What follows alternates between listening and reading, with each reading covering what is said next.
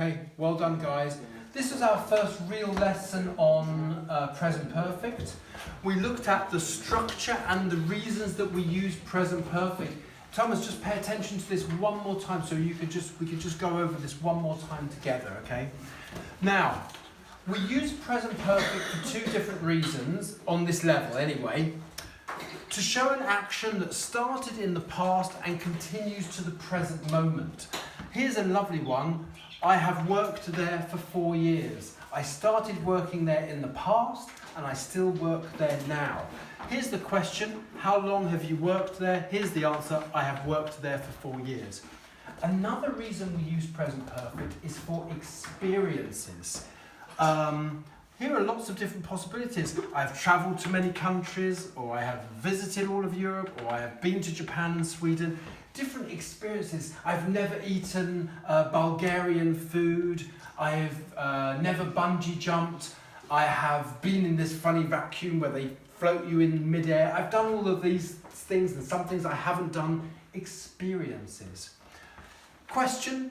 The question we used, where have you travelled to, was the question. Now look at the structure of these questions and answers.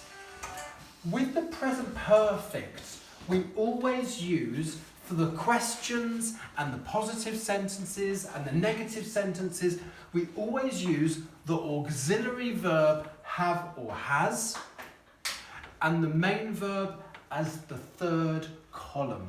Now sometimes you can't tell that they're the third column because they're regular verbs, but sometimes with irregular verbs the present, the past simple and the past participle are all different, and that's when you can tell.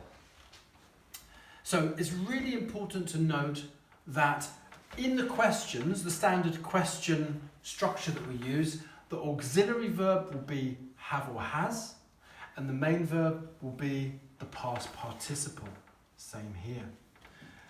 In the answers, we still use the subject, but then we always use an auxiliary verb have or has. I, you, we, they have, he, she, it has. And then the verb in the past participle. So here's a positive sentence. I have worked there for 4 years. Negative with the word not in it, so you can choose positive or negative. Just add the word not for negative. And questions, question word, auxiliary verb, subject, main verb, but where the auxiliary verb is have or has. So the structure's quite straightforward to learn. We just need to think about why we use it and think about all the other tenses that we've learned over the last couple of years.